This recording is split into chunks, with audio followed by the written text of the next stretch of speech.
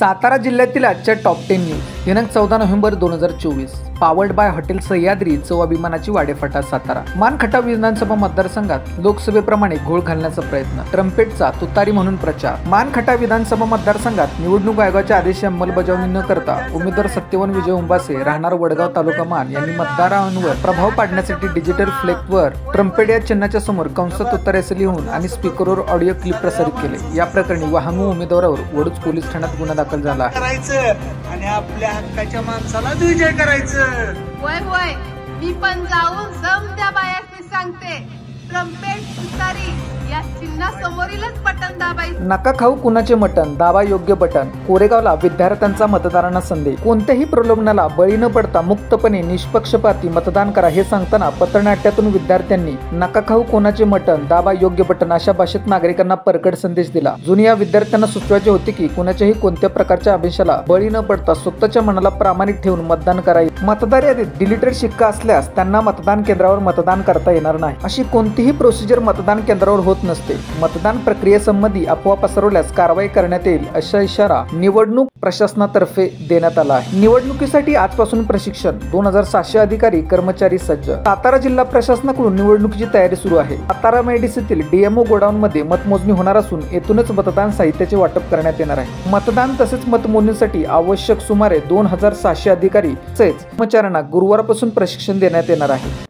जिल्ह्यात अवघा 4 दिवस पुरेल इतकाच रक्तसाठा, शिबिरांची संख्या घटल्याचा परिणाम, नागरिकांना रक्तदान करण्याचे प्रशासनाचे आवाहन. दिवाळी माहोलामुळे शहरातील रक्तदान शिबिरांची संख्या घटली, परिणामी त्याचा रक्ताचा तुटवडा निर्माण झाला. रक्त मिळवण्यासाठी रुग्णांच्या नातेवाईकांसह रक्तपेढींना शोधाशोध करावी लागत आहे. अवघे 4 दिवस पुरेल इतकाच रक्तसाठा शिल्लक असून तो तुटवडा दूर करण्यासाठी रक्तदात्यांनी रक्तदान करावे असे आवाहन प्रशासनातर्फे करण्यात आले आहे. साताऱ्यात दुचाकीच्या डिकीतून रोख रकमेची चोरी. साताऱ्यातील गोल मारुती मंदिर परिसरातून अज्ञात चोरट्याने दुचाकीच्या डिकीतून रोख रक्कम 19,400 रुपयांची चोरून नेली आहे. ही घटना दिनांक 11 नोव्हेंबर रोजी घडली. या प्रकरणी तानाजी पिलाजी महाडिक वय 68 राहणार आरे तालुका सातारा यांनी शाहूपूर पोलीस ठाण्यात तक्रार दिली आहे. सातारा शहर परिसरातून 2 दुचाकींची चोरी. सातारा शहर परिसरातून अज्ञात चोरट्याने 2 दुचाकींची चोरी केली आहे. पहिली तक्रार संभाजीनगर सातारा येथून अज्ञात चोरट्याने दुचाकी चोरून नेल्याप्रकरणी सातारा शहर पोलीस ठाण्यात गुन्हा दाखल झाला आहे. या प्रकरणी आनंदराव शंकरराव जाधव वय 64 राहणार संभाजीनगर यांनी सातारा शहर पोलीस ठाण्यात तक्रार दिली आहे. दुसरी तक्रार राजेश जगन्नाथ शेलार वय 48 राहणार मसवे तालुका सातारा यांनी सातारा शहर पोलीस ठाण्यात दिली आहे.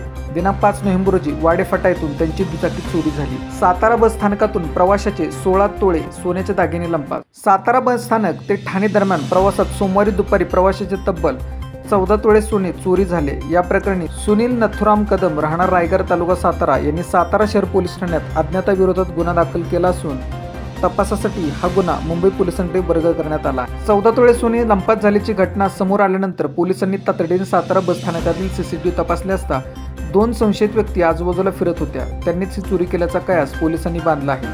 सोन्याच्या दागिन्यांमध्ये मंगळसूत्र, सोन्याचे नेकलेस, सोन्याचा राणीहार, सोन्याची चेन, ब्रेसलेट, कर्णफुले, अंगठ्या असा सुमारे 14 तोळ्याचा ऐवज होता. सातारा शहरासह तालुका हद्दीत गुटखा विरोधी कारवाया. सातारा शहरासह तालुका हद्दीत पान टपरीमध्ये गुटखा, सुगंधी पान मसाले, तंबाखू ठेवल्याप्रकरणी पोलिसांनी गुन्हे दाखल केले आहेत. जिहे तालुका सातारा येथे पान टपरीमध्ये गुटखा ठेवल्याप्रकरणी आकाश दादूसो जाधव वय 31 राहणार जे तालुका सातारा याच्या विरुद्ध सातारा तालुका पोलीस ठाण्यात गुन्हा दाखल झाला. पोलिसांनी त्याच्याकडून 14,360 रुपये किमतीचा विविध सुगंधी मसाला, तंबाखू जप्त केला आहे. दिनांक 11 नोव्हेंबर रोजी पोलिसांनी ही कारवाई केली.